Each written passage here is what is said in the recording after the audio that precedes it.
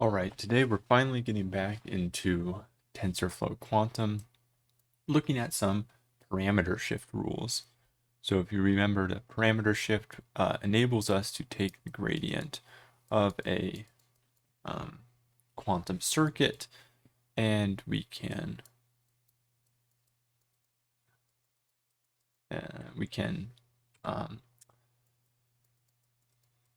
evaluate this gradient exactly, I should say, analytically. Unlike finite difference methods, this is not an approximation.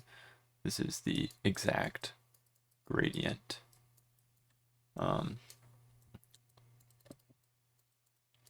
Via two additional samples of the circuit for each parameter. So this scales 2 times the magnitude of theta.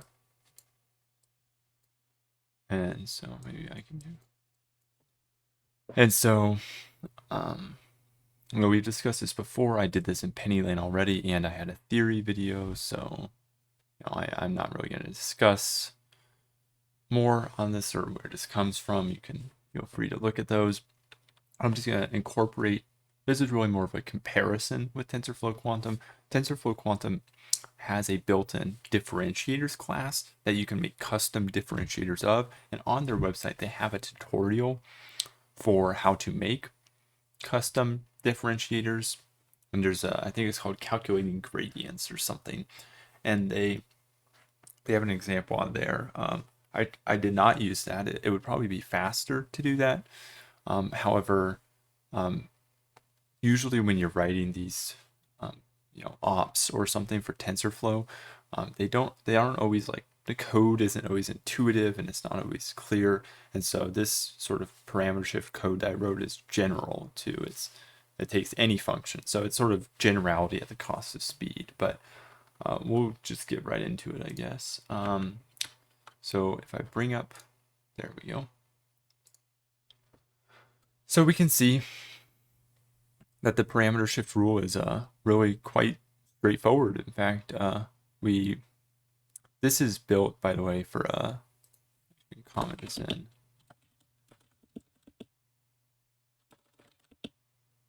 For one-dimensional parameters, because I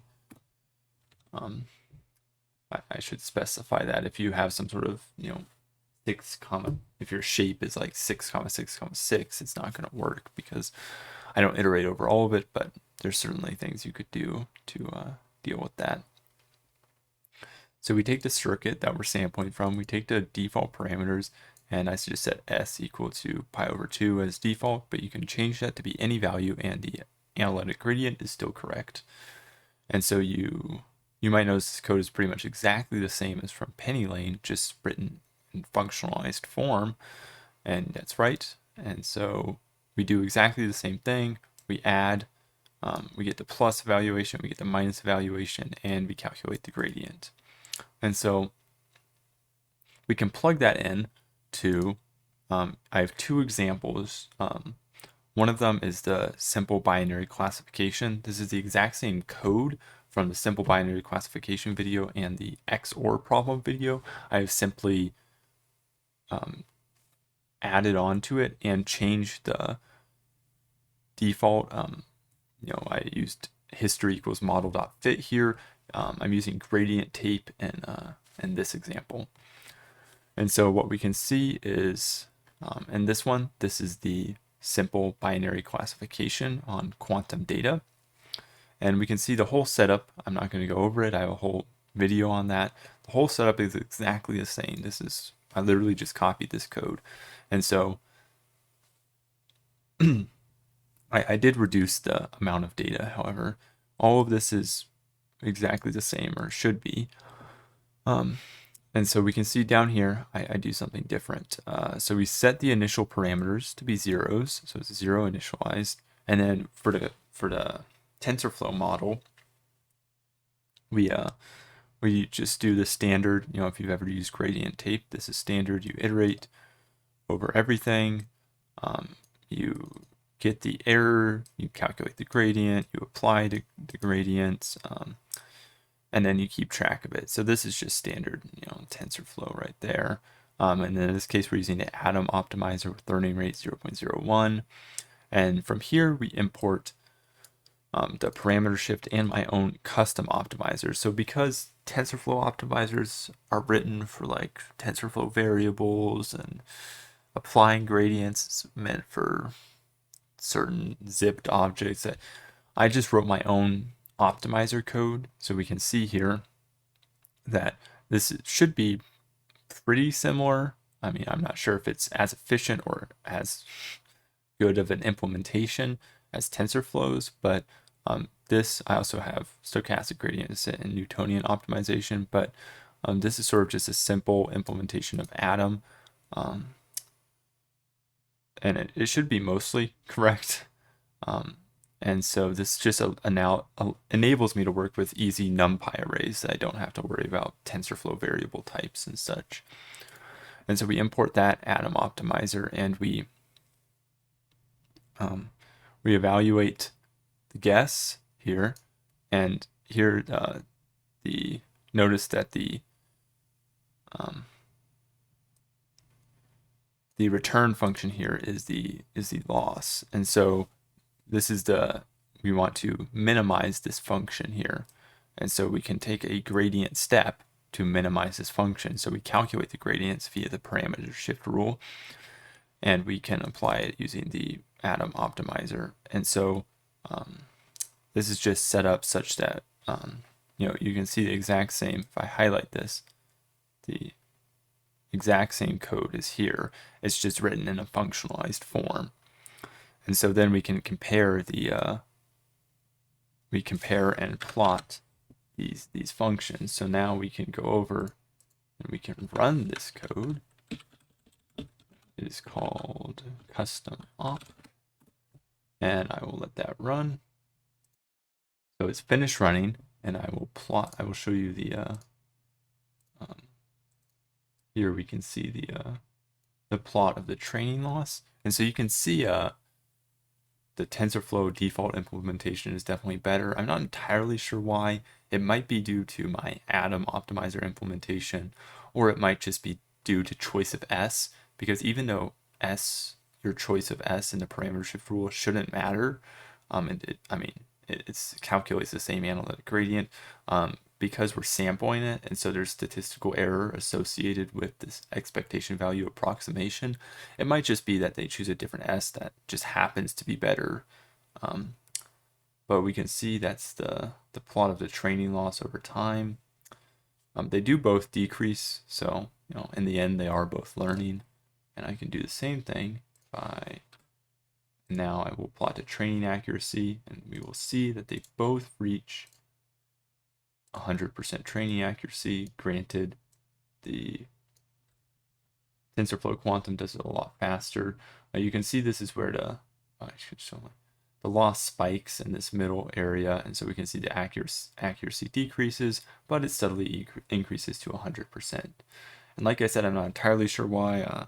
I didn't do a thorough debugging of my Atom implementation. But it works, and so that's what matters. And we can see that this custom implementation is able to learn. And I do want to say that this didn't take very long to do. I just paused it to make sure it was all working. Well, something is going on the screen.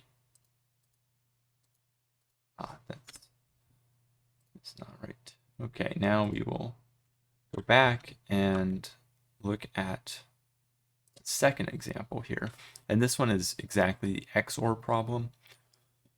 And so this one, there's only 4 data points.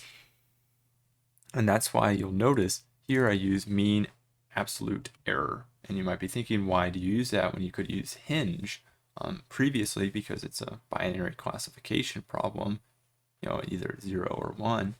And so the reason is that with only 4 data points, there's a high probability that with random initialization, you'll get into an unbreakable valley. So if you consider, for example, say you predict XOR, so you predict them all right, except you say 1, 1 equals 1. So you're just predicting OR instead of XOR. In order to change that, in order to get some gradient, right, the loss has to change.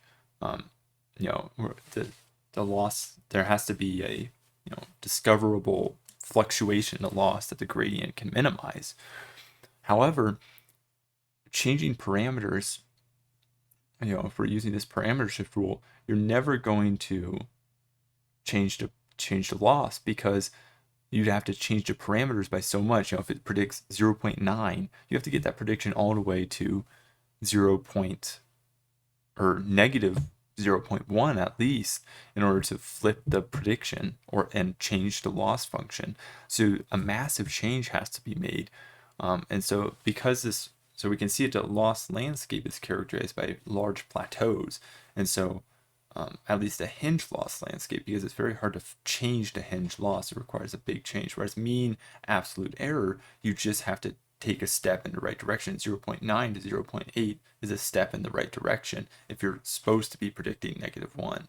And so that's why we're using mean absolute error. And we can see here the exact same setup is used. The code is almost exactly the same, I think, except this time it's randomly initialized. But the learning rate is 0.01 again, as in this code. And we can go over and we can run this code again. We can see that we will run it. I will pause to skip into the future. Okay, here we can see once again the loss decreasing in both cases, and once again the loss does not decrease as much for the custom optimization. And this is, you know, as I said, likely because of some small tweak in my atom optimization. That's really not the focus of what I'm talking about here. It's not a question of deep learning optimizers, and so but it does work, and we can see the loss decreases.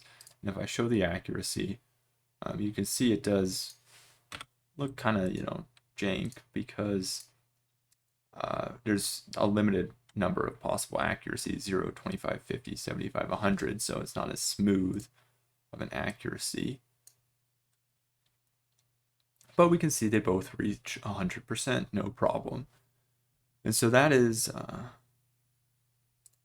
just delete that, and we can say that, so that's the basic comparisons and implementations of the parameter shift rule in TensorFlow-Quantum.